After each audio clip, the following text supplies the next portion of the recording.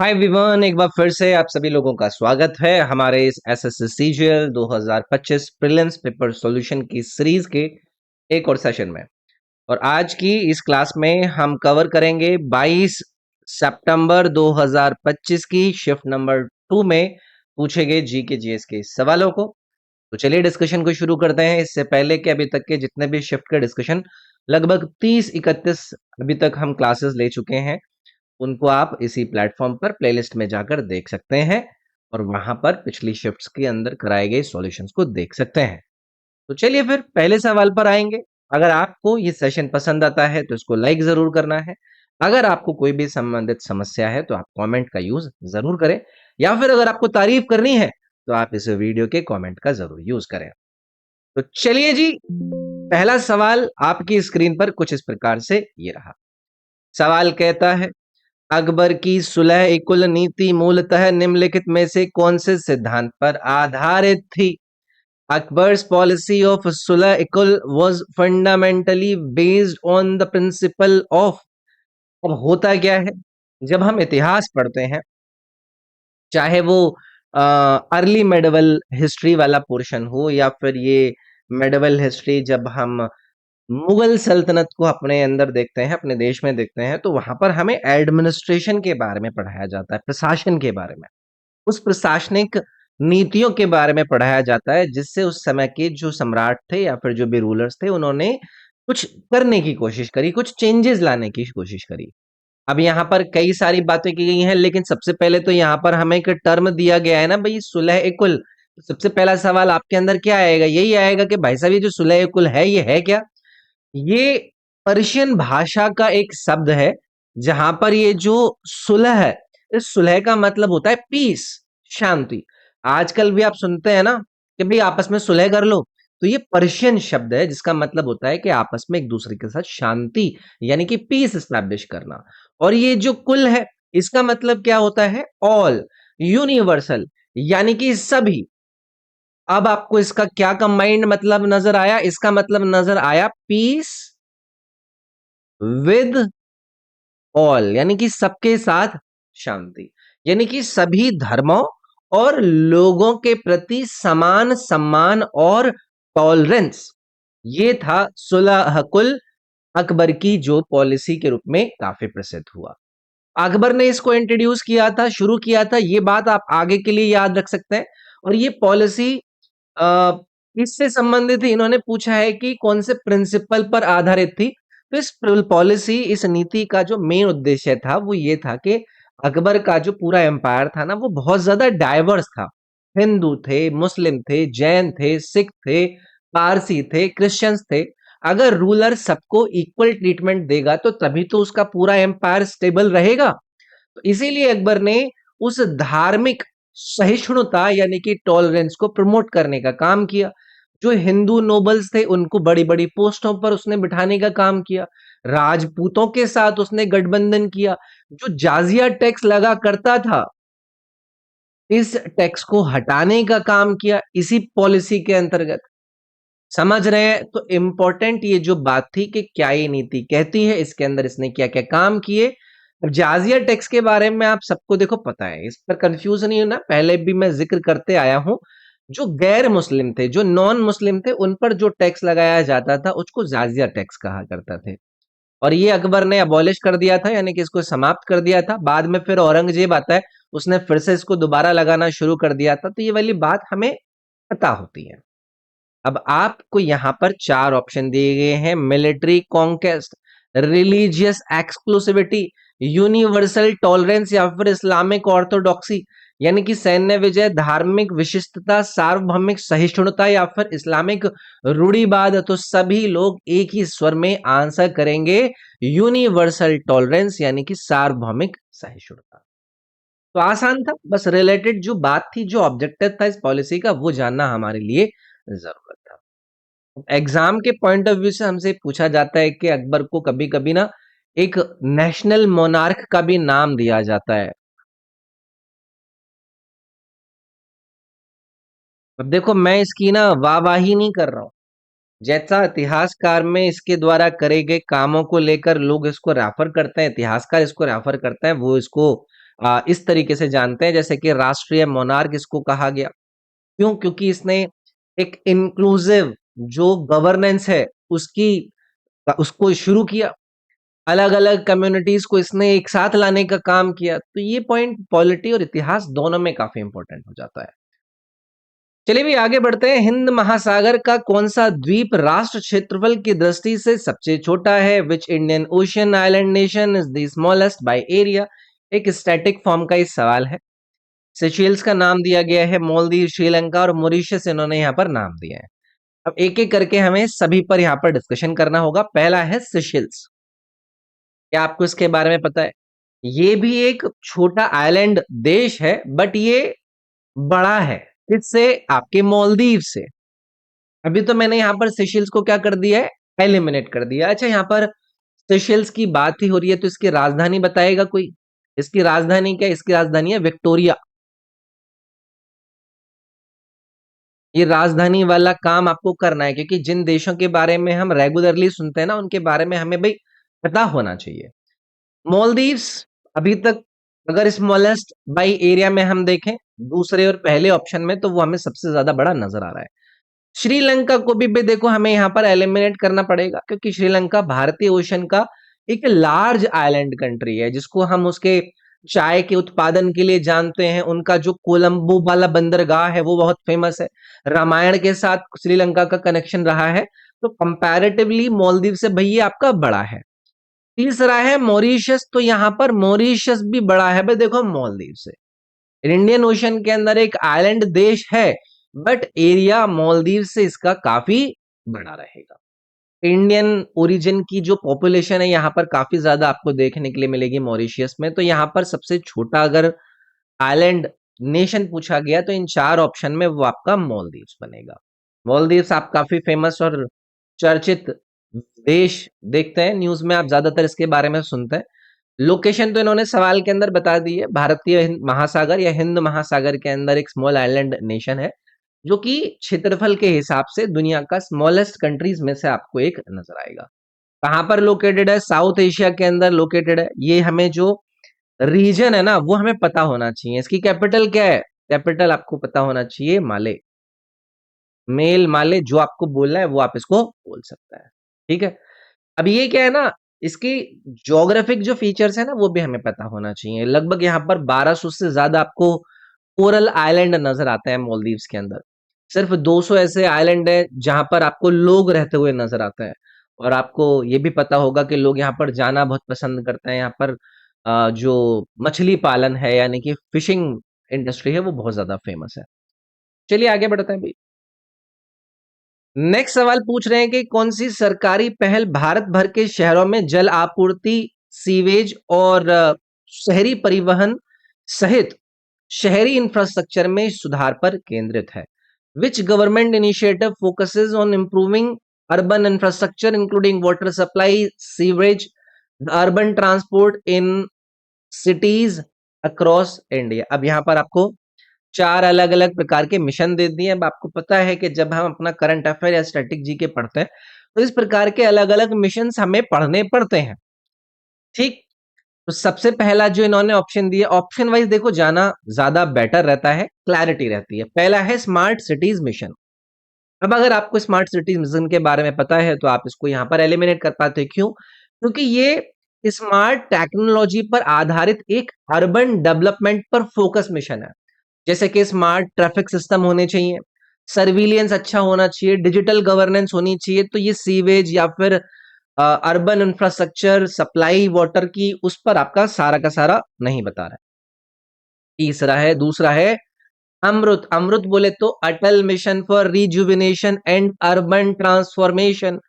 अगर आपने इस मिशन के बारे में पढ़ा है तो आपको बिल्कुल भी समस्या नहीं आएगी इस दूसरे सवाल को आंसर करने के लिए। क्यों? क्योंकि अगर इस मिशन के बारे में हम डिस्कशन पढ़ते हैं ना, तो अमृत का पहले तो फुल फॉर्म याद रखना है।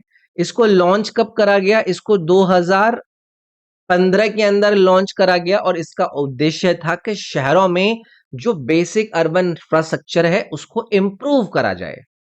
जैसे कि मुख्य उद्देश्य जो मेन फोकस थे इनके वाटर सप्लाई पर थे, जो सीवर सिस्टम है उसके ऊपर था, अर्बन ट्रांसपोर्ट, ड्रेनेज संबंधित प्रॉब्लम्स को इंप्रूव करना, ग्रीन स्पेसेस को शहर के अंदर लेकर आना। ठीक है। आप में से कई सारे लोग ना ये जो रिजुविनेशन वाला शब्द है ना इसके बारे में कंफ्यूज रहते हैं। रिजुविनेशन बोले तो किसी चीज को पुनर्जीवित करना, किसी चीज को रिवाइव करना, किसी चीज को इम्प्रूव करना। तो ये क्लियर है। मुख्य उद्देश्य क्या है, वो क्या था कि सरकार का इसके अंदर ये गोल था कि भाई हर जो घर है, हर जो हाउस होल्ड्स है, उन तक हम पानी को पहुंचाएं, जो सीवर की कंडीशन है हम उसको सही करें। तो ये स्पेशली जो मध्यम या फिर छोटे शहर है उनके इंफ्रास्ट्रक्चर को इम्प्रूव करने पर ये फोकस रखा गया था। ठीक है। तो ये हमारा बी वाला जो ऑप्शन है भाई ये इसके अंदर करेक्ट हो जाएगा। तीसरा था आपका अर्बन फॉर्म में स्वच्छ भारत मिशन। अब ये हमने क्यों यहां पर एलिमिनेट कर दिया, क्योंकि इसका मेन फोकस था क्लीनलीनेस से, स्वच्छता से, सैनिटेशन से, ओपन डेफिकेशन फ्री हो शहर उससे। तो इसीलिए जो ऑब्जेक्टिव इन्होंने हमें सवाल में दिया उसकी वजह से हमने इसके फोकस को मिलाकर इसको इनकरेक्ट कर दिया। तीसरा है हाउसिंग फॉर ऑल बाई 2022। अब आप इसको देखकर ही एलिमिनेट कर सकते थे। ये हाउसिंग स्कीम है जहां पर अफोर्डेबल जो हाउसिंग है वो लोगों को प्रोवाइड करना है। तो याद रखेंगे, ये अच्छे सवाल है, इनको इंपॉर्टेंट तरीके से आप याद रख लीजिएगा। नोट्स बनाने हैं तो नोट्स भी बना लीजिएगा। निम्नलिखित में से कौन सी मंदिर स्थापत्य कला विशेषता नागर शैली की विशेषता है जो विशेष रूप से मध्य और उत्तरी भारत में पाई जाती है? Which of the following temple architecture features is characteristic of the Nagar style especially found in central and northern India? भाई ये जो मंदिरों की शैलियां होती है ना इन पर आधारित काफी अच्छे सवाल पूछे जाते हैं। इन्होंने पूछा है कि इन चार में से नागर स्टाइल पर आपको जो एक इंपॉर्टेंट टेम्पल आर्किटेक्चरल फीचर्स हैं, यानी कि जो मंदिरों की स्थापत्य कला विशेषता है उनके आधार पर इन चार विकल्प में से एक एक करके चुनो और हमें बताओ कि इसके अंदर कौन सा सही रहेगा। पहला है विमान। इसको देखते ही आपको एलिमिनेट कर देना है। क्यों?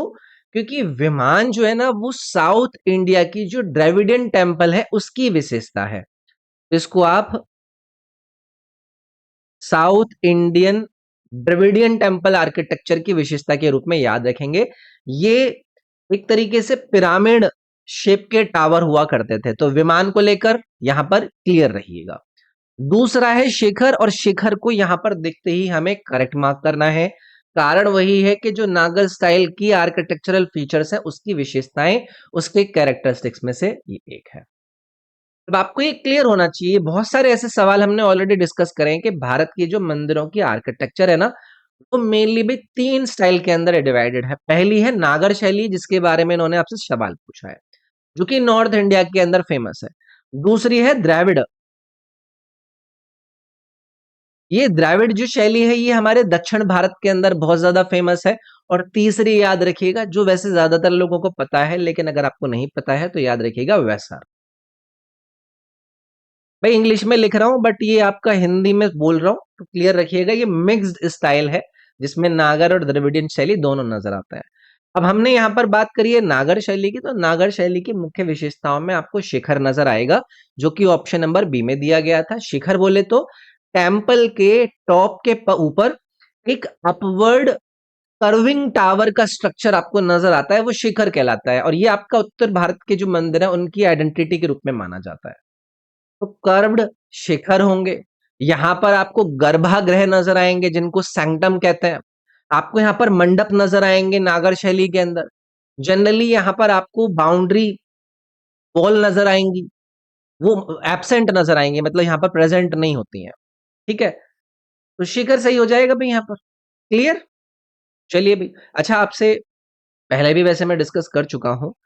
अगर कुछ एग्जाम्पल्स के बारे में पूछा जाए कि कुछ ऐसे नागर शैली के मंदिर बताइए हमें, तो खजुराहो वाले टेम्पल याद रखना है, कोणार्क का जो सूर्य मंदिर है वो याद रखना है, और केंद्रीय महादेव टेम्पल। ये तीन जो नाम मैंने लिखे हैं, मतलब मैं बता रहा हूँ। बाकी पीडीएफ में मैंने ये बातें ऐड कर दूंगा, जो भी अब आपकी एक्स्ट्रा डिटेल है। जो पीडीएफ वो मेरे ऐप से आप लोग डाउनलोड कर लेना, लिंक वीडियो के डिस्क्रिप्शन में आपको मिल जाएगा। ओके। अब देखो यहां पर सेकेंड ऑप्शन में आपको दिया गया है वेरल वॉल्ट के साथ मंडप। ये मैंने क्यों गलत किया? ये नागर स्टाइल के कैरेक्टरिस्टिक फीचर्स के रूप में मैंने आपको बताया ही नहीं। ऐसे ही मैंने यहाँ पर गोपुरम को भी एलिमिनेट किया। गोपुरम ये क्या होता है ना, ये एक बड़ा ऑर्नामेंटल एक घुसने वाला यानी कि दरवाजा टाइप का होता है, एक एंट्रेंस गेटवे होता है, जो कि साउथ इंडिया की जो द्रविड़ वाली स्टाइल थी ना, ये इसके अंदर खास पहचान के रूप में जाना जाता है। द्रविड़ स्टाइल के एग्जाम्पल के रूप में आपको कौन कौन से याद रखना है? आपको मीनाक्षी टेम्पल का एग्जाम्पल लिया जाता है, आपको बृहदेश्वर टेम्पल का एग्जाम्पल लिया जाता है, तो वो जरूर याद रखिएगा। ये जो सारी बातें मैंने आपको एक्स्ट्रा बोलकर बताई हैं, ये पीडीएफ में एडेड है, तो परेशान मत होना कि ये हमें पीडीएफ में दे दी जाए या कैसे। ठीक है, चलिए जी आगे बढ़ते हैं। नेक्स्ट है एफआईआर के संबंध में बीएनएसएस 2023 में पेश किए गए जो प्रमुख सुधार हैं उनमें से एक क्या है? What is one of the major reforms introduced in the BNSS 2023 with respect to FIRs? ये एक बहुत इंपॉर्टेंट चर्चित विषय है जो कि ना सिर्फ आपके सिर्फ एक आधा एग्जाम में, ये हर एग्जाम के अंदर घूमा जा रहा है। पहले तो ये बीएनएसएस 2023 क्लियर होना चाहिए। ये भारतीय नागरिक सुरक्षा संहिता 2023 की बात हो रही है, जिसने पुराने सीआरपीसी नहीं होता था, कोड ऑफ क्रिमिनल प्रोसीजर, उसको रिप्लेस किया था। अब इसके अंदर क्या हुआ, बीएनएसएस ने कई सारे चेंजेस किए, जैसे कि एफआईआर के अंदर इन्होंने ई एफआईआर का प्रोविजन ये इंट्रोड्यूस करता है। ई एफआईआर बोले तो इलेक्ट्रॉनिक एफआईआर, यानी कि ऑनलाइन एफआईआर का रजिस्ट्रेशन। इससे जो नागरिक है वो आसानी से अपनी जो शिकायतें हैं उनको रजिस्टर कर सकते हैं। पुलिस स्टेशन के अंदर फिजिकली उनको जाना जरूरी नहीं होता है कुछ केसेस के अंदर। तो बहुत ज्यादा इसके बेनिफिट हुए, जैसे कि तेजी से कंप्लेंट वहां पर रजिस्टर होने लगी, ट्रांसपेरेंसी बढ़ गई, डिजिटल पुलिसिंग प्रमोट इससे होती है, महिलाएं और जो सीनियर सिटीजन है उनको काफी इससे सहूलियत मिलती है। तो ये हमें याद रखना है, ये काफी इंपॉर्टेंट चीज है। ठीक है, तो अब एक एक करके ऑप्शन वाइज इसमें जाना सही रहेगा। पहला है FIR must be filed by a जज। क्या ये था क्या? एफआईआर पुलिस के पास रजिस्टर्ड होती है, जज के पास पहले तो रजिस्टर्ड होती नहीं है। ठीक है, दूसरा है EFIR are permitted for certain offences. ये वाली जो बात थी कि कुछ अपराधों के लिए ईएफआईआर की अनुमति है, ये वाली बात बिल्कुल सही थी। बस यही आपका करेक्ट। अब इसमें आगे क्या ही डिस्कशन हम करें। तो याद रखिएगा, ये जो नए क्रिमिनल लॉज 2023 वाले थे जिसमें बीएनएस पर बात हुई थी। What is this BNS? BNS बोले तो भारतीय न्याय संहिता। बीएनएसएस मैंने बता दिया, ये भारतीय नागरिक सुरक्षा संहिता है। और आपका बीएसए, ये बीएसए क्या था? ये था आपका भारतीय साक्ष्य अधिनियम। तो ये तीनों के तीनों रिप्लेस करके आए थे, जैसे कि बीएनएस आपका किसको रिप्लेस करके आया था? आईपीसी को। आपका जो बीएनएसएस है वो सीआरपीसी को रिप्लेस करके आया। जो आपका भारतीय साक्ष्य अधिनियम है ये इंडियन एविडेंस एक्ट को रिप्लेस करता है। तो ये भी बातें हमें याद रखनी है। जनवरी 2024 में अयोध्या में राम मंदिर में प्राण प्रतिष्ठा के समारोह का उद्घाटन किसने किया था? भाई एक तरीके से करंट अफेयर का सवाल है। तो इस तरीके से बड़े जब इवेंट होते हैं तो उस पर आधारित हमें चीजें याद रखनी चाहिए। इसमें नरेंद्र मोदी जी के द्वारा इसका करा गया था। कब हुआ था ये भी इन्होंने दे रखा है, जनवरी 2024। ये हमें याद रखना है, ठीक है, क्योंकि ये एक बड़ा इवेंट था, एक स्टैटिक फॉर्म में इस पर आपका आगे आपको सवाल मिल सकता है। प्राण प्रतिष्ठा की जो सेरेमनी थी उसको ऑर्गेनाइज करा गया था और जिस सेरेमनी को नरेंद्र मोदी जी ने लीड किया। अब प्राण प्रतिष्ठा का मतलब आपको पता होना चाहिए, कल को उससे रिलेटेड सवाल पूछ लेंगे। जो हिंदू मंदिरों का ट्रेडिशन है ना, उसमें जो मूर्ति है, जो डेटी है, उनमें एक स्पिरिचुअल लाइफ को लाने के लिए उसमें उसको इन्वोक करने का एक प्रोसेस होता है प्राण प्रतिष्ठा। मतलब सिंपल मैं बताऊं कि मूर्ति को ऑफिशियली वर्शिप करने के लिए स्थापित करना, वो कहलाती है प्राण प्रतिष्ठा। तो टेम्पल जो है इसमें आपको पता है भगवान राम जी को ये डेडिकेटेड है, याद रखेंगे। अगला है चूज द करेक्ट स्टेटमेंट, यानी कि कल्लेश्वरम सिंचाई परियोजना के बारे में सही कथन चुने। ये एक इरिगेशन प्रोजेक्ट है जिसका नाम है कल्लेश्वरम। अब इसमें से बताना है तीन स्टेटमेंट्स में से कि भाई कौन कौन से इसमें सही है। अब पहला काम क्या है? पहला काम तो इस इरिगेशन प्रोजेक्ट के बारे में आप लोगों को पता होना चाहिए। तो भारत की जो प्रमुख लिफ्ट इरिगेशन प्रोजेक्ट्स हैं उनमें से ये एक है कल्लेश्वरम सिंचाई परियोजना। लोकेशन आपके लिए इंपॉर्टेंट है, Telangana. The project was inaugurated recently in Telangana. तो ये पहला स्टेटमेंट आपका करेक्ट हो गया अगर आपको इसकी लोकेशन पता थी। तो पहला स्टेटमेंट हमने यहां पर करेक्ट कर दिया। दूसरा statement, it is the world's largest multi stage multipurpose lift irrigation, यानी कि यह दुनिया की सबसे बड़ी बहुचरणीय बहुउद्देशीय लिफ्ट सिंचाई परियोजना है वाली बात भी आपको यहाँ पर करेक्ट करनी पड़ेगी, क्योंकि इसीलिए ये आपका फेमस भी है। इसको माना जाता है वर्ल्ड की largest multi stage multipurpose lift irrigation के रूप में। अब आपके दिमाग में एक चीज घूम रही होगी कि ये जो लिफ्ट इरिगेशन है, ये लिफ्ट इरिगेशन का मतलब क्या है? लिफ्ट इरिगेशन का मतलब कि पानी को पंपों की हेल्प से लोअर लेवल से लेकर अपर लेवल तक लिफ्ट करना। तो जो नॉर्मल नहरें होती हैं, कैनल्स होती हैं, वो उनकी ग्रेविटी यूज करती हैं, बट यहां पर पंपिंग रिक्वायरमेंट होती है।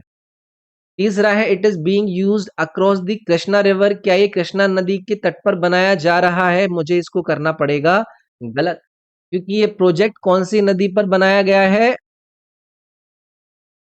गोदावरी नदी। देखो मैं हिंदी में भी लिख देता हूँ, आप में से कई सारे लोग ना नाराज हो जाते हो। अब मेरी भी ना आदत नहीं है, बट मैं कोशिश करूंगा कि हिंदी में भी लिखा जाए। तो गोदावरी रिवर पर ये बेस्ड है, कृष्णा रिवर पर ये बेस्ड नहीं है। एग्जाम के इंपॉर्टेंट पॉइंट में इसको आपको ट्रैप करने की कोशिश कर सकता है। पहला और दूसरा सही होने की वजह से ये जो सी वाला ऑप्शन है ना आपका, ये वाला हमें यहाँ पर करेक्ट करना पड़ेगा।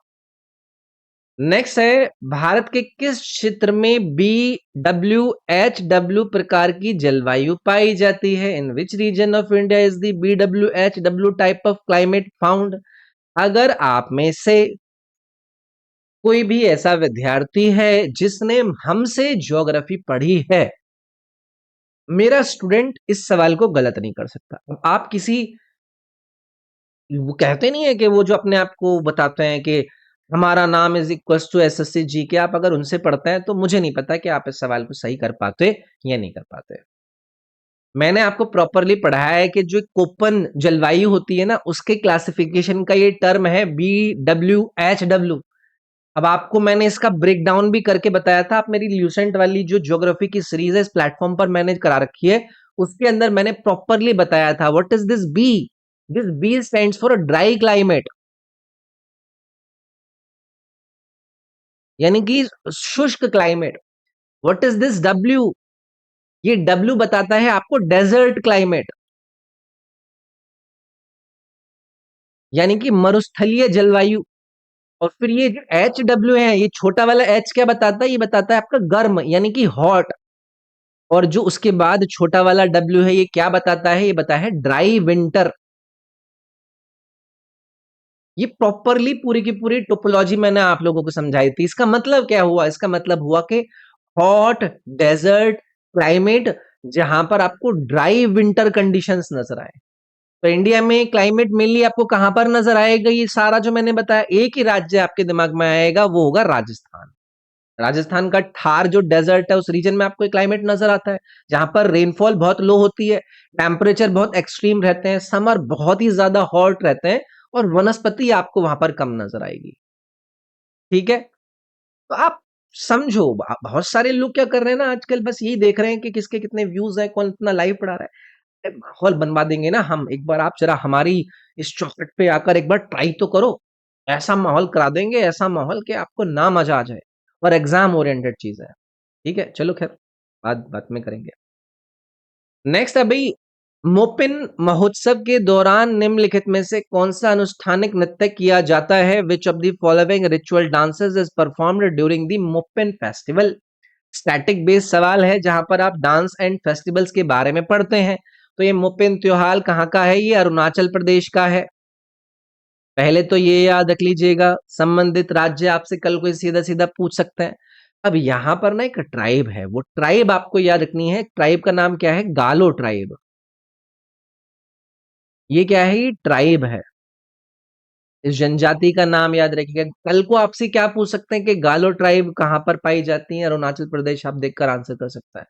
तो गालो ट्राइब का ये एक हार्वेस्टिंग फेस्टिवल है, जहां पर ये पॉपर डांस करता है, जो इन्होंने ऑप्शन नंबर बी में आपको दिया है। ये पॉपर डांस परफॉर्म करा जाता है, जो कि मुख्य वहां की जो महिलाएं हैं,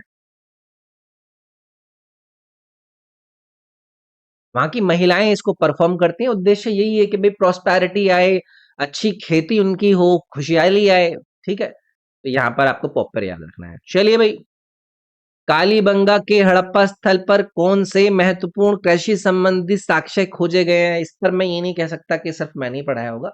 ये तो आसान टॉपिक है, हमें जितने भी ये हड़प्पन साइट्स के अंदर स्थल होते हैं उन पर संबंधित पाई जाने वाली जो चीजें जो वहां पर मिली हैं उनके बारे में रटवाया जाता है, और ये वही है।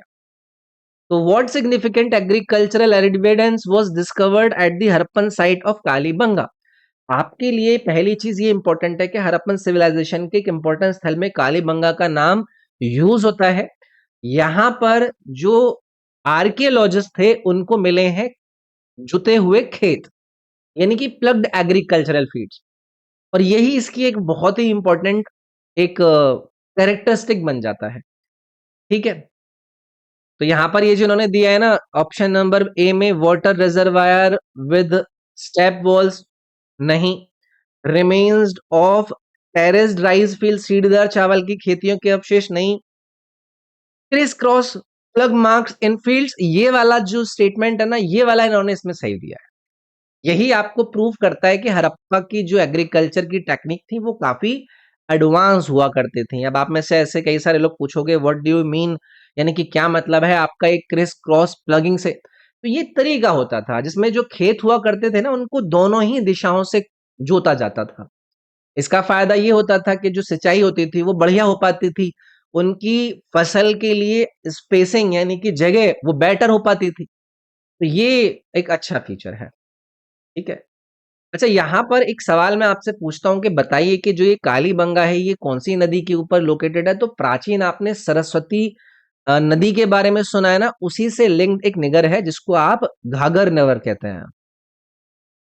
तो इसके ये किनारे पर बसा हुआ है, बाकी बात तो देखो आसानी है। ठीक है, चलिए आगे बढ़ते हैं। बैडमिंटन में निम्नलिखित में से किसे दोष माना जाता है? Which of the following is considered a fault in badminton? अब स्पोर्ट्स संबंधी आपसे बहुत सवाल आजकल एग्जाम में पूछे जा रहे हैं। अब इसमें एक एक करके ना सारे ऑप्शन दिए गए, ऑप्शन वाइज हम इसमें चलते हैं। पहला है शटल नेट से टकराकर सर्विस बॉक्स में जा गिरी, क्या ये एक फॉल्ट माना जाएगा? मैं इसको गलत कर दूंगा। अगर आप बैडमिंटन प्रेमी हैं, आपको भी पता है अगर शटल प्रॉपर सर्विस एरिया में गिरती है तो सर्विस वैलिड हो सकती है, वहां पर कोई फॉल्ट नहीं माना जाएगा। दूसरा, server steps on boundary line while serving, ये हुई ना बात। अब आप लोगों को क्लियरली समझ में आ गया होगा, अगर आप में से किसी ने बैडमिंटन नहीं भी पढ़ा है ना या नहीं खेला है, तो बैडमिंटन को जब सर्व करा जाता है ना तो उस समय पर जो सर्व करने वाला है उसका पैर कोर्ट की बाउंड्री लाइन के टच करना नहीं चाहिए। अगर प्लेयर लाइन के ऊपर पैर रख दे तो ये मूवमेंट उसके ऊपर कर दे तो उसको फॉल्ट डिक्लेयर कर दिया जाता है। तो ये हमें बात याद रखनी है। बैडमिंटन के बाकी भी रूल आप लोगों को पता होने चाहिए कि भाई सर्विस के दौरान जो दोनों पैर हैं वो ग्राउंड पर होने चाहिए। शटल जो है वो आपके वेस्ट लेवल के बिलो आप हिट करना चाहिए। जो सर्वर लाइन है वो आप क्रॉस नहीं कर सकते। ठीक है, तो ये मतलब वही वाली बात है, अगर आप स्पोर्ट्स रिलेटेड चीजें आपने देख रखी हैं और आपको ये पता होना चाहिए कि बैडमिंटन के अंदर हमारे देश में स्पोर्ट्स के अंदर फेमस प्लेयर कौन है। आप पीवी सिंधु का नाम लेते हैं, आप साइना नेहवाल का नाम सुनते हैं, आप लक्ष्य सेन का नाम सुनते हैं, तो ये बड़े नाम है बैडमिंटन के अंदर, इनको भी याद रखना है। भारत सरकार अधिनियम 1858 के लागू होने के बाद किन प्रशासनिक निकायों को समाप्त कर दिया गया था? Which administrative bodies were abolished after the enactment of the Government of India Act 1858? बहुत ही बेसिक सा सवाल, सभी टीचर्स पढ़ाते होंगे। ये मल्टीपल एक्ट की जो विशेषता और उनके दौरान करे गए काम है। 1858 वाला जो एक्ट है वो 1857 का जो विद्रोह था उसके बाद पास करा गया था, जिस अधिनियम के जरिए जो ईस्ट इंडिया कंपनी थी उसके रूल को खत्म करा गया। जो ब्रिटिश क्राउन है उसने इंडिया को डायरेक्टली कंट्रोल करना शुरू किया था। अब इसके अंदर कई सारे काम करे गए। दो मेजर ऐसी बड़ी बड़ी बॉडीज थी जिनको खत्म करा गया। पहला था बोर्ड ऑफ कंट्रोल, इसको अबॉलिश करा गया, ये ब्रिटिश गवर्नमेंट की सुपरवाइजरी बॉडी हुआ करती थी। दूसरा था court of directors, east India company की जो एडमिनिस्ट्रेटिव बॉडी थी वो कोर्ट ऑफ डायरेक्टर्स हुआ करते थे। इन दोनों को हटा के secretary of state for India, secretary of state for India, इसको लाया गया, यानी कि इस पोस्ट को क्रिएट करा गया। तो ये हमें पता होना चाहिए। तो यहां पर अगर मुझे ऑप्शन एलिमिनेट करना हो तो क्या, home department and military board, इनको अबॉलिश नहीं करा है भाई। अगर हमें क्लियर है ना कि क्या क्या अबॉलिश हुआ है तो हम ऐसे कुछ भी नहीं लगा देंगे। क्या वहां पर पार्लियामेंट और क्राउन की काउंसिल को अबॉलिश कर दिया गया था? जी नहीं, बिल्कुल ऐसा नहीं था। Board of control and court of directors को यहां पर अबॉलिश किया गया था। ठीक है, तो ये बातें पता होनी चाहिए। 1857 के रिवोल्ट के बारे में बहुत पढ़ाया जाता है, जिसको पहला वॉर ऑफ इंडिपेंडेंस हम कहते हैं। उसको सिपाही म्यूटिनी कहा जाता है, और एसएससी और यूपीएससी और बाकी एग्जाम्स में इस पर बहुत सवाल हमसे पूछे जाता है।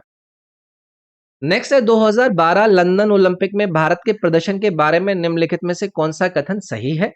Which of the following statements about India's performance at the 2012 London Olympic is correct? अब ये दो स्टेटमेंट दिए गए हैं। आप में से कई सारे लोग सोचोगे कि 2012 के लंदन ओलंपिक हमसे पूछ रहे हैं। देखो यार, हाल फिलहाल के कुछ ओलंपिक्स के अंदर भारत की इन्वॉल्वमेंट इंप्रूव हुई है। हमारा योगदान, हमारी परफॉर्मेंस, मतलब हम लोगों को उसके बारे में सुनने के लिए मिलने लग गया है। तो इसीलिए इनके बारे में एटलीस्ट पिछले 4-5 जो ओलंपिक्स हैं, इनके बारे में जो मेन काम हुए हैं वो हमें पता होने चाहिए। पहला, भारत ने कुल 6 पदक जीते, जो उसके पिछले ओलंपिक पदक की संख्या से 2 गुने थे। क्या ये स्टेटमेंट सही है? भैया बिल्कुल सही है कि India won a total of 6 medals, doubling its previous Olympic medal tally. 2012 के जो समर ओलंपिक थे उसमें टोटली 6 मेडल आए। ये भी याद रख लीजिएगा। तो उस समय पर इंडिया का बेस्ट ओलंपिक परफॉर्मेंस था, जिसमें बहुत सारे, रेसलिंग के अंदर सुशील कुमार जीते थे। शूटिंग में आपने विजय कुमार का नाम सुना होगा, शूटिंग के अंदर ही गगन नारंग का नाम काफी फेमस आया था। बॉक्सिंग में मैरी कॉम जीती थी, साइना नेहवाल को बैडमिंटन के अंदर पदक मिला था, और रेसलिंग में योगेश्वर दत्त को भी मिला था। पैकेज है, बता दिया भाई मैंने आपको कौन कौन जीते थे। दूसरा है, भारतीय महिला एथलीटों ने इतिहास में पहली बार 2 ओलंपिक पदक जीते। ये वाली बात भी बिल्कुल सही है। अभी मैंने बताया आपको कौन कौन थे वो जो भारतीय महिला एथलीट थी जिन्होंने मल्टी ओलंपिक मेडल्स यहाँ पर जीते। वो थी मैरी कॉम और साइना नेहवाल। तो भारत के स्पोर्ट्स हिस्ट्री के लिए बहुत बड़ा माइलस्टोन था, याद हमें रखना है इसको। तो दोनों ही सही है ये, तो इसीलिए सी वाला ऑप्शन यहाँ पर हम करेक्ट कर देंगे भाई। नेक्स्ट सवाल, चित्तरंजन दास द्वारा लिखित पुस्तक इंडिया फॉर इंडियंस का मुख्य फोकस क्या है? What is the primary focus of the book India for Indians by Chittaranjan Das? देखो होता क्या है ना, आजकल जो किताबों पर आधारित हमसे सवाल पूछे जा रहे हैं ना, वो किताब दे देंगे और उस किताब के राइटर भी सवाल में दे देंगे। बस उससे पूछ लेंगे कि किताब आधारित किस पे है। तो अगर आपने पढ़ी है तो आप बता देंगे। लेकिन अब आपको आज के टाइम में सिर्फ ये नहीं देखना है कि ये ऑथर हो गया, ये इसकी किताब हो गई, बस। अब आपको उसकी बुक के बारे में एटलीस्ट आइडिया ले लेना है कि ये किताब है किसके बारे में। इंडिया फॉर इंडियंस लिखी किसके द्वारा गई है? ये आपको सवाल के अंदर दिया गया है, चित्तरंजन दास के द्वारा। अब इस बुक के अंदर फोकस करा गया है कि जो भारतीय है ना, उनको सेल्फ रूल मिलना चाहिए।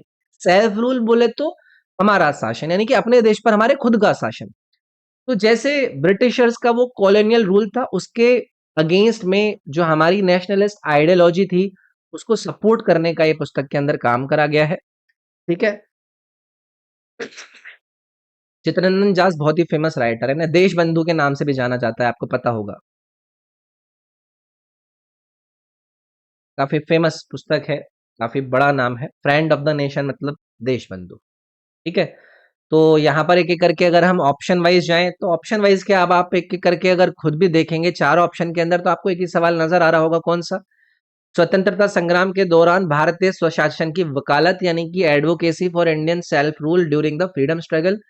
वही बात मैंने आपको जस्ट एक्सप्लेन भी करी। ठीक, नेक्स्ट है, हीरो हॉकी इंडिया लीग 2024-25 महिला के बारे में निम्नलिखित में से कौन सा कथन सही है? अब भाई देखो, ये है करंट अफेयर पर बेस्ड। अब आपको क्या करना है, अगर हाल फिलहाल में आपके कोई ऐसे बड़े स्पोर्ट्स इवेंट हुए हो तो उनको एक बार देख लेना है। बस इस पर एक बार देख लेते हैं कि कहां पर आयोजित हुआ। रांची और रूरकेला में आयोजित 12 से 26 जनवरी में। क्या एग्जाम था महिलाओं वाला? एग्जाम नहीं, मतलब आयोजन था इस खेल का, ये वाला बिल्कुल सही है। 12 से 26 जनवरी पर यह आयोजित करा गया था। उड़ीसा वॉरियर्स ने फाइनल में जेएसडब्ल्यू सूरमा को हराया था। ये वाली बात भी आप याद रख लीजिएगा। मतलब अब एक करंट अफेयर पर बेस्ड सवाल है, इस तरीके की चीजें भी देखो हमें याद रखनी चाहिए जब ये इवेंट होते रहता है। आईपीएल होता है, हॉकी इंडिया लीग होती है, पीकेएल होता है, तो ये पूछ लिया जाता है। तो बोथ करेक्ट की वजह से ये सी वाला ऑप्शन हम यहाँ पर करेक्ट कर देंगे। अगला है रिक्त स्थान भरना भाई। राज्य समितियों के लिए सामूहिक उत्तरदायित्व खंड से अनुच्छेद में दिया गया है। बहुत ही बेहतरीन सवाल, और मुझे लगता है ज्यादातर लोग इसे गलत करके आए होंगे। The collective responsibility clause for state COMs appears in which article. अगर आपको संविधान के भाग क्लियर है, बट इन्होंने ऑप्शन भी उसी भाग के अराउंड में दिए हैं, मतलब आपको वो आर्टिकल क्लियरली पता होना चाहिए। तो सीधे सीधे मैं आपको आर्टिकल 164 की बात बता देता हूं। भारतीय संविधान के इस अनुच्छेद के अंदर जो राज्य की समिति है उसके अंदर मिनिस्टर्स की कलेक्टिव रिस्पॉन्सिबिलिटी होती है, उसी रिस्पॉन्सिबिलिटी को इसके अंदर आपका बताया गया है। अब आप में से कई सारे लोग बोलेंगे कि क्या मतलब है सामूहिक उत्तरदायित्व यानी कि कलेक्टिव रिस्पॉन्सिबिलिटी का। सिंपल भाषा में समझाऊं तो जो काउंसिल ऑफ मिनिस्टर्स है, यानी कि मंत्री परिषद वाले जो लोग हैं, उनकी टीम, मतलब वो ना एक टीम की तरह काम करेंगे, है ना। अगर असेंबली में मान लो कि कॉन्फिडेंस खत्म हो जाए तो पूरी काउंसिल ही वहां पर रिजाइन करेगी फिर। तो याद रखोगे ये सीओएम का मतलब काउंसिल ऑफ मिनिस्टर्स का मतलब, जिसमें चीफ मिनिस्टर भी होते हैं और मिनिस्टर्स भी होते हैं। तो मुख्यमंत्री और जो उसके मंत्री हैं उनको मिलाकर बनता है आपका काउंसिल ऑफ मिनिस्टर्स। तो आर्टिकल 164 इसके अंदर आपका शामिल रहेगा। अब एक और चीज याद रखिएगा, आपने आर्टिकल 75 के बारे में पढ़ा है भाई। इसमें क्या होता है, यहां पर यूनियन के जो काउंसिल ऑफ मिनिस्टर्स हैं, यूनियन के काउंसिल ऑफ मिनिस्टर्स के लिए आर्टिकल कलेक्टिव रिस्पॉन्सिबिलिटी वाला 75 के अंदर दिया गया है। आर्टिकल 64 की बात होती है तो यहां पर स्टेट के काउंसिल ऑफ मिनिस्टर्स के बारे में दिया गया है। तो ये दोनों बात क्लियर होनी चाहिए, 75 और 164। अब ये 163 भी दिया गया है, ये क्या है, ये है कि गवर्नर की एड एंड एडवाइस देने वाली काउंसिल के बारे में जो चर्चा करी गई है वो करी गई है इस 163 में। जैसे हमारे यूनियन के अंदर करा गया है 154 के अंदर। 154 इंपॉर्टेंट है, ये एग्जीक्यूटिव पावर देती है स्टेट को, ठीक है। मतलब जो एग्जीक्यूटिव पावर है राज्य की, उसका डिस्कशन करा गया है इस 154 में। और हमारे लिए 169 भी इंपॉर्टेंट है, जिसमें स्टेट की लेजिस्लेटिव काउंसिल का बनना, उनका अबॉलिशन होना, वो बताया गया है। अभी मैं लिख नहीं रहा हूं, ये सारी बातें मैं पीडीएफ में ऐड करके आपको दूंगा, लेकिन मैं आपको रिवाइज करा रहा हूं। अगर आप नोट करना चाहें तो आप नोट भी कर सकते हैं। बाकी सारी बातें मैंने पीडीएफ के अंदर मेंशन कर रखी हैं, जो कि सवालों के साथ सॉल्यूशन के रूप में प्रोवाइड करी है मैंने, ऐप पर मिल जाएगी मेरे। नेक्स्ट है भाई असर्शन रीजन, आपको यहां पर दिया गया है। तो पहले जो इनका असर्शन है वो हम देख लेते हैं। सतीश धवन अंतरिक्ष केंद्र उपग्रहों और रॉकेटों के प्रक्षेपण के लिए इसरो का मुख्य अंतरिक्ष केंद्र है। Satish Dhawan space centre is ISRO's main space port for launching satellites and rockets. अब आप पहले इसी असर्शन पर रुकें। जब हम इसरो की बात करते हैं तो इसरो का जो मेन लॉन्च सेंटर है वो सतीश धवन स्पेस सेंटर ही तो है। इसको SDSC-SHAR के नाम से जाना जाता है, मतलब इस शॉर्ट टर्म में इसको बोला जाता है। अब आप बोलेंगे ये SHAR का तो मतलब आपने हमें यहाँ पर नहीं बताया, ये है श्रीहरिकोटा रेंज, जो कि आंध्र प्रदेश के अंदर है। यह आपको अब याद दिला रहा होगा। श्रीहरिकोटा आइलैंड है एक आपका, वहां पर लोकेटेड है श्रीहरिकोटा। अब दूसरी तरफ ये दावा क्या कर रहे हैं, मतलब असर्शन तो भी देखो यहाँ पर बिल्कुल सही है। SDSC-SHAR में वर्तमान में कई परिचालन, प्रक्षेपण स्थल और प्रक्षेपण यान तथा अंतरिक्ष यान के एकीकरण तथा प्रक्षेपण से पहले अंतिम तैयारी के लिए व्यापक सुविधाएं मौजूद हैं। बिल्कुल सही है। यानी कि SDSC-SHAR currently houses multiple operational launch pads and extensive facilities for the integration and final preparation of launch vehicles and spacecraft before lift off। बिल्कुल सही बात इन्होंने कही है। मल्टीपल लॉन्च पैड्स यहाँ पर है, रॉकेट इंटीग्रेशन फैसिलिटीज यहाँ पर है, टेस्टिंग सिस्टम यहाँ पर दिए गए हैं, इवन फ्यूलिंग का इंफ्रास्ट्रक्चर भी यहाँ पर है। तो इसी वजह से ये भी हमारा करेक्ट हो जाएगा। अब यहां पर क्या है, क्या रीजन असर्शन को यहां पर करेक्टली एक्सप्लेन कर रहा है, ये इंपॉर्टेंट चीज है हमारे लिए। भाई दोनों सही है। अब आप लोग मुझे बताओ कि क्या जो असर्शन है वो रीजन उसको सही से यहां पर एक्सप्लेन कर पा रहा है। बिल्कुल कर पा रहा है। क्योंकि एडवांस जो इंफ्रास्ट्रक्चर है वही तो रीजन है ना कि एसडीएससी इंडिया का प्राइमरली लॉन्च वो जो सेंटर है वो बना। तो इसीलिए यहाँ पर दोनों सही है और ये जो रीजन है वो उसको सेटिस्फाई भी कर रहा है, उसको एक्सप्लेन भी कर रहा है। तो ये क्लियर आपको रखना है। इसरो का हेडक्वार्टर कहाँ पर है? बेंगलुरु में। ये भी क्लियर होना चाहिए हमें। चलिए अभी आगे बढ़ते हैं। अनुच्छेद 352 के अंतर्गत भारत में राष्ट्रीय आपातकाल की घोषणा के बाद क्या विधायी परिणाम होता है? Under article 352 what legislative consequence follows a proclamation of national emergency in India? 4 statement दिए गए हैं, लेकिन जब आर्टिकल 352 की बात हो रही है, राष्ट्रीय आपातकाल से संबंधित है, नेशनल इमरजेंसी से संबंधित है। अगर वॉर, एक्सटर्नल एग्रेशन या फिर आर्म्ड रिबेलियन हो तो राष्ट्रपति नेशनल इमरजेंसी को डिक्लेयर कर सकता है। राष्ट्रीय आपातकाल का मेजर जो प्रभाव होता है वो क्या होता है कि इमरजेंसी के दौरान जो संसद है, जो पार्लियामेंट है, वो जो स्टेट के लिस्ट के अंदर आने वाले विषय हैं उनके ऊपर भी अपना लॉ बना सकती है नॉर्मली। लेकिन क्या होता है, अगर राष्ट्रीय आपातकाल नहीं है, स्टेट लिस्ट के सब्जेक्ट पर सिर्फ राज्य की जो गवर्नमेंट है वही तो लॉ बनाती है। स्टेट लिस्ट का मतलब समझते हैं ना? स्टेट लिस्ट जो 7वीं अनुसूची के अंदर दिया गया है,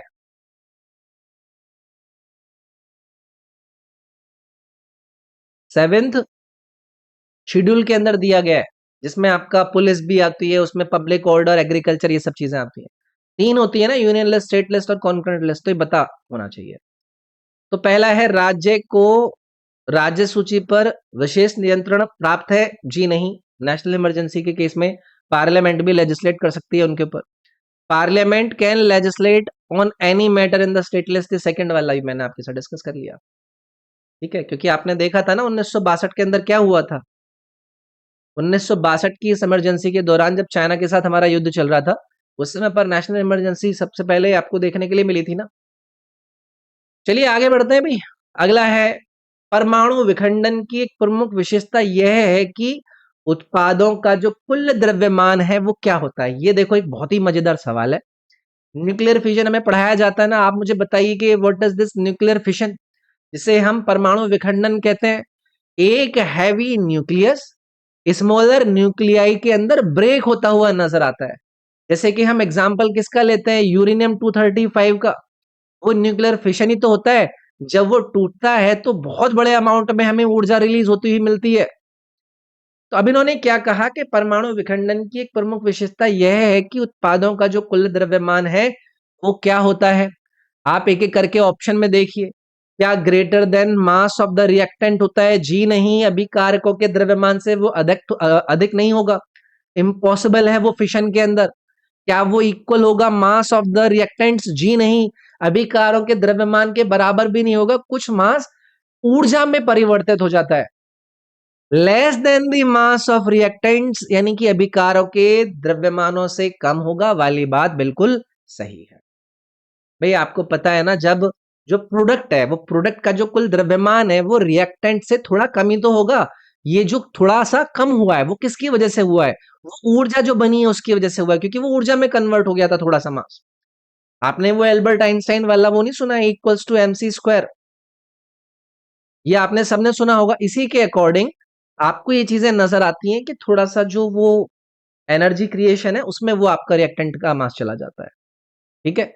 रिएक्टेंट मतलब क्या है? रिएक्टेंट मतलब जो रिएक्शन को स्टार्ट करने वाला सब्सटेंस है, और प्रोडक्ट क्या होता है? रिएक्शन के बाद जो बनने वाला सब्सटेंस है। और ये मास डिफेक्ट जो हुआ है कि पहले मास बाद के मास से कम हो गया, ये जो लॉस मास था, इस लॉस मास को हम बोलते हैं क्या? Mass defect. ये पढ़ाया जाता है, लेकिन आपके जो अपने आप को GS equal to SSC GS कहते हैं ना, वो वाले टीचर ये सब नहीं पढ़ाते हैं। देख लेना जाके आप उनका खोल के कंटेंट। चलिए भाई, देखो थोड़ा सा माहौल बनाना पड़ता है यार, कि वो सही नहीं है, वो सही नहीं है। भाई मेरे को भी तो अपना हिसाब देखना है ना। दूसरों की तो मैं बुराई करूंगा ही। अगर उनके अंदर कोई कमी है, मेरे अंदर तो खूब कमी ढूंढ सकता है कोई भी। वैसे ऐसा नहीं है, ठीक है? अरुणाचल प्रदेश की वांचो जनजाति किस त्योहार के दौरान युद्ध नृत्य करती है? The Wancho tribe of Arunachal Pradesh performs a war dance during which festival? पहले तो ये जो वांचो ट्राइब है वो अरुणाचल प्रदेश से संबंधित है, वो हमें याद रखना है। अरुणाचल प्रदेश की मतलब मुख्य जनजाति कम्युनिटी में से एक ये जानी जाती है। और ये जो आपको जनजाति नजर आ रही है, ये एक त्योहार बनाती है जिसको हम कहते हैं चलो लोकू। और यही वो त्योहार है जिसके दौरान ये ट्रेडिशनल वॉर डांस परफॉर्म करता है, जिसमें मतलब एक तरीके से ये हार्वेस्टिंग फेस्टिवल है, जिसमें जो ये कम्युनिटी है वो सेलिब्रेट करती है। कल्चरल गैदरिंग यहाँ पर होती है, लोग साथ में आते हैं, जिसमें प्रॉस्पेरिटी, यूनिटी और सक्सेसफुल हार्वेस्टिंग के ऊपर ध्यान दिया जाता है। तो आप में से कई सारे लोग बोलोगे कि ये जो वॉर डांस है ये क्यों इंपॉर्टेंट है। देखो, ट्राइब की बहादुरी को बताता है ये, उनके जो वॉरियर्स रहे उनके ट्रेडिशन पर बात करता है, उनकी जो ट्राइबल आइडेंटिटी है उसके ऊपर चर्चा करता है। अब यहाँ पर देखो मल्टीपल और भी दिए गए हैं, आपको हॉर्नबिल का नाम दिया गया है। हॉर्नबिल पर आपने कई बार अपने एग्जाम में सवालों को आता हुआ देखा होगा। ये नागालैंड, यहाँ का एक फेमस फेस्टिवल है। डिफरेंट अलग अलग जो ट्राइब्स हैं वो इसके अंदर पार्टिसिपेट करते हैं। ऐसे ही यहाँ पर उड़िया का नाम दिया गया है, ये भी फेमस है। ये आपका कहाँ से संबंधित है, इसको आप मुझे कमेंट करके बताइएगा, क्योंकि मुझे याद नहीं आ रहा है। तीसरा था आपका ओजीएलओ। ओजीएलओ ये करेक्ट फेस्टिवल नहीं है इस कॉन्टेक्स्ट के अंदर, तो याद रखना है। ठीक। नेक्स्ट है, निम्नलिखित कथनों पर विचार कीजिए और सही विकल्प चुनिए। पहला जो कथन है वो एक बार हम देखते हैं। पहला है, असीमित परिवर्तनीयता और निश्चित मूल्य परिवर्तन मुद्रा प्रणाली की विश्वसनीयता को प्रभावित करते हैं।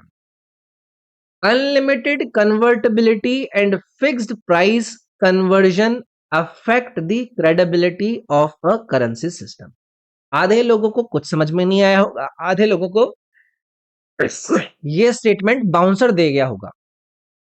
ध्यान से सुनिएगा।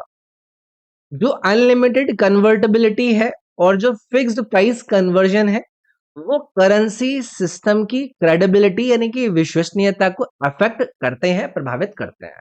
ये वाली बात मैं बिल्कुल सही कह रहा हूं। कैसे? एक एक करके बात सुनिएगा।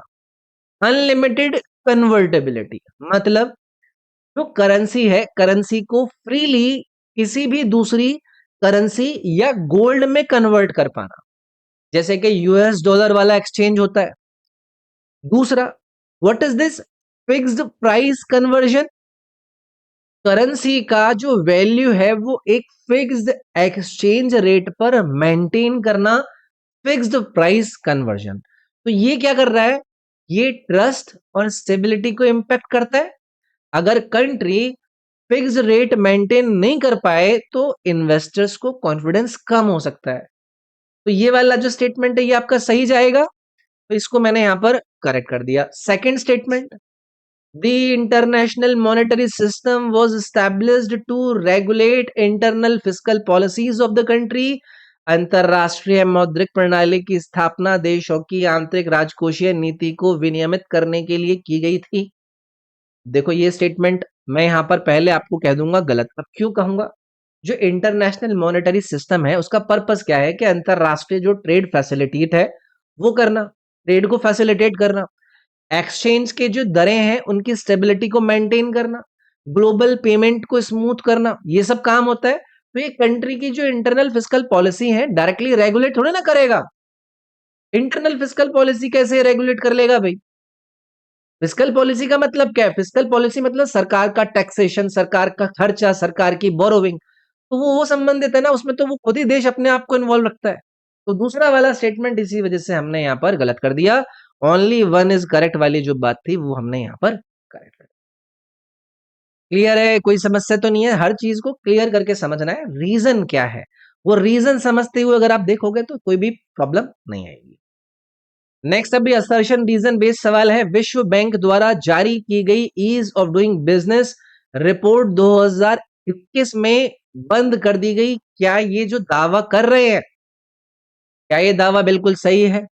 ये दावा बिल्कुल सही है। Ease of doing business report by World Bank को डिसकंटिन्यू कर दिया गया था 2021 में। ये एक तरीके से स्टैटिक बेस्ड सवाल है, क्योंकि रिपोर्ट का ये जो था ना, जो काम करते थे, जैसे कि बिजनेस स्टार्ट करना कितना इजी है किसके अंदर, वहां पर कंस्ट्रक्शन की परमिट मिल रही है, इलेक्ट्रिसिटी कनेक्शन कैसे हैं, टैक्स सिस्टम कैसा है, वहां पर कॉन्ट्रैक्ट जो इन्फोर्समेंट है वो कैसा है। तो इंडिया की रैंकिंग 142 से इंप्रूव होकर 63 तक गई थी उसके अंदर। अब दूसरा ये रीजन क्या दे रहे हैं, कारण क्या दे रहे हैं डिसकंटिन्यूटी का, कि डेटा हेरफेर के आरोपी के कारण इसे निलंबित कर दिया गया था वाली बात सही जाएगी। इन्वेस्टिगेशन हुआ था, यहाँ पर इनके ऊपर डेटा को मैनिपुलेट करने के एलिगेशंस लगे थे। मतलब सामने आया था कि कुछ कंट्रीज की रैंकिंग आर्टिफिशियली इन्फ्लुएंस करने के एक्यूजेशन इनके ऊपर लगाए गए थे, और इसी कंट्री कंट्रोवर्सी की वजह से जो रिपोर्ट्स है वो सबमिट यानी कि डिसकंटिन्यू कर दी गई थी। तो यहाँ पर ये आपका बनता, तो ये दोनों ही करेक्ट है।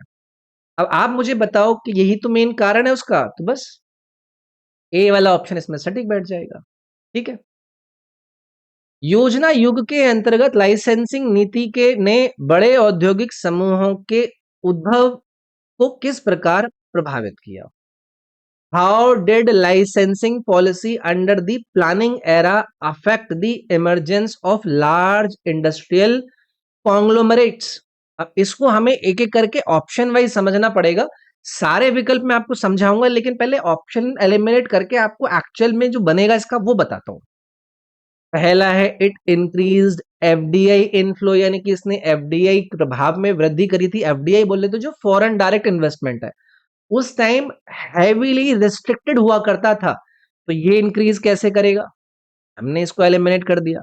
दूसरा है इसने बाजार में प्रभुत्व को रोका, यानी कि it prevented the market dominance. Actual में ऑपोजिट हुआ था, जो बड़े बड़े फर्म्स थे वो और डोमिनेंट बन गए थे, तो वो इसमें कैसे प्रिवेंट करेगा। तीसरा है it allowed firms to block competitors by holding licences.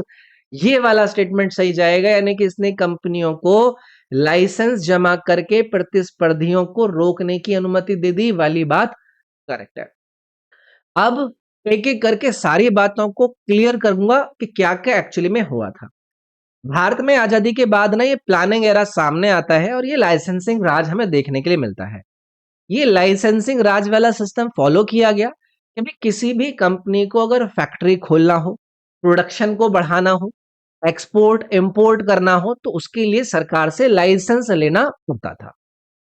मुख्य समस्या क्या थी कि जो बड़ी बड़ी इंडस्ट्रीज के घर थे ना, या फिर बड़ी बड़ी इंडस्ट्री हाउसेस थे, मल्टीपल लाइसेंस ले लेते थे वो, और उनका वो यूज करते नहीं थे। क्यों? क्योंकि इससे वो क्या करते थे, बाकियों को नहीं मिल पाते थे ना। उसका यही तो अंतर हुआ, उसका यही तो रिजल्ट निकल कर आया कि नई कंपनी जो मार्केट में एंटर करना चाहती थी वो कर ही नहीं पाई, कंपटीशन एकदम कम हो गया, बड़े बड़े जो बिजनेस ग्रुप्स थे वो और पावरफुल बन गए। तो ये वाला जो ऑप्शन है ये इसीलिए हमने सही किया कि इसने जो फर्म्स थे उनको अलाउ किया कि कॉम्पिटिटर के को ब्लॉक कर दिया जाए लाइसेंसेस को होल्ड करके। ठीक है। अब इसमें बहुत बड़ा जो बिजनेस ग्रुप था वो कौन था, वो टाटा और बिरला वाले ही तो थे। ठीक है। नेक्स्ट, अंतरराष्ट्रीय बिग कैट अलायंस पर निम्नलिखित कथनों पर विचार करें। इंटरनेशनल बिग कैट अलायंस पर ये हमें 3 स्टेटमेंट दे रहे हैं, उस पर हमें चर्चा करनी है, देन बताना है कि उनमें से भी कौन कौन से सही है। एक एक करके ऑप्शन वाइज जाता है, स्टेटमेंट वाइज जाता है। भारत इस गठबंधन का आरंभकर्ता और प्रमुख समन्वयक है, यानी कि India is the initiator and lead coordinator of the alliance. इस स्टेटमेंट को हम यहाँ पर करेक्ट कर दें। इंटरनेशनल बिग कैट अलायंस का इनिशिएटर रहा भारत, इंडिया ही इसका लीड कोऑर्डिनेटर भी है। अब इस अलायंस का पर्पस क्या है, इसका पर्पस है कि जो बिग कैट्स के कंजर्वेशन है, उनके प्रोटेक्शन है, उनके हैबिटेट को मैनेज करना है, उनकी रिसर्च में कोऑपरेशन है, उन सभी चीजों को इंप्रूव करना। ठीक। दूसरा स्टेटमेंट है यह बड़ी बिल्लियों की 6 प्रजातियों के संरक्षण पर केंद्रित है। ये गड़बड़ है, बिग कैट स्पीशीज पर फोकस करता है। वो कितनी है, वो है 7, वो 6 नहीं है भाई। ठीक है। तीसरा है the alliance promote scientific data sharing among member Nations वाली बात बिल्कुल सही है। जो अलायंस के मेंबर नेशंस हैं उनके बीच में साइंटिफिक रिसर्च ही साझा करते हैं, डेटा को शेयर करते हैं, कंजर्वेशन के लिए स्ट्रैटेजीज बनाते हैं, इन सभी चीजों को प्रमोट करता है। तो पहला और तीसरा यहां पर सही होने की वजह से थर्ड स्टेटमेंट इसमें करेक्ट हो जाता है। ठीक है। नेक्स्ट है भारत में विनिवेश के माध्यम से निजीकरण का तात्पर्य बताइए, दिए गए 4 विकल्प में से क्या है। Privatisation in India through disinvestment refers to what? अगर किसी ने इकोनॉमिक्स को अच्छे से पढ़ा है तो वो उस सवाल को गलत बिल्कुल नहीं करेगा। पहले तो मुझे आप ये डिसइन्वेस्टमेंट वाला जो टर्म है, यानी कि विनिवेश वाली जो बात है, इससे आप क्या समझते हैं? सरकार अपनी जो पब्लिक सेक्टर कंपनीज है उनकी शेयर्स या फिर उनकी इक्विटी को का जो कुछ हिस्सा है उसको बेच रही है। बायर्स कोई भी हो सकता है, वो हो सकता है पब्लिक इन्वेस्टर्स हो, प्राइवेट कंपनीज हो, वो कोई बड़े बड़े इंस्टीट्यूशंस हो, ठीक है। इक्विटी का मतलब समझते हो ना? इक्विटी बोले तो किसी कंपनी के अंदर जो ओनरशिप है, अगर सरकार उस इक्विटी को बेच रही है तो ओनरशिप अपनी वो एक तरीके से इसके अंदर रिड्यूस करती है ना। अच्छा, अब ये प्राइवेटाइजेशन वाला जो शब्द है ये क्लियर है? प्राइवेटाइजेशन बोले तो कि गवर्नमेंट का कंट्रोल भी ट्रांसफर कर दे, अगर सरकार अपना कंट्रोल वहां पर ट्रांसफर कर दे किसी दूसरे को। तो ये जो प्राइवेटाइजेशन और डिसइन्वेस्टमेंट के बीच की वो है ना, डिसइन्वेस्टमेंट बोले तो सरकार सिर्फ कुछ शेयर वहां पर बेच रही है, प्राइवेटाइजेशन में सरकार कंट्रोल भी ट्रांसफर कर रही है।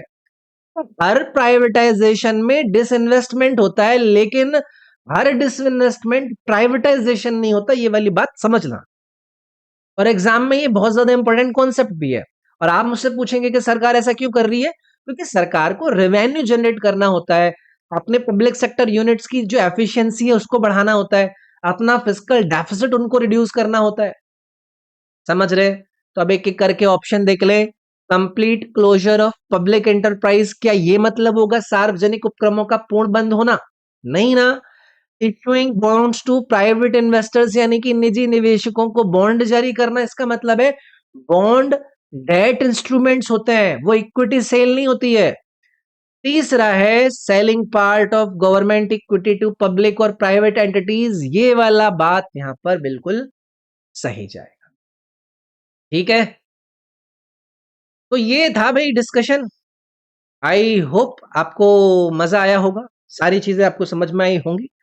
तो इस डिस्कशन का खत्म यहां पर होने के साथ हम जो 22 सितंबर की सेकेंड शिफ्ट है उसका डिस्कशन जीएस का पूरा करते हैं। आगे के डिस्कशन बहुत जल्दी आपको एक एक करके प्रोवाइड कर दिए जाएंगे। मिलते हैं आपसे अगली क्लास में। इससे पहले के 30-31 जो क्लासेस है वो भी आपको इस प्लेटफॉर्म पर मिल जाएंगे, और 2024 के भी आपको जीएस और इंग्लिश दोनों के शिफ्ट वाइज डिस्कशन इस प्लेटफॉर्म पर मिल जाएंगे। तो अभी 2025 के जीएस का मैं खत्म करके फिर इंग्लिश का आपका लेकर आऊंगा। मैथ और रीजनिंग भी कर सकता हूँ बट इतना समय होता नहीं है, फिर फिलहाल मैं आपके लिए जीएस और इंग्लिश ही लेकर चल रहा हूँ।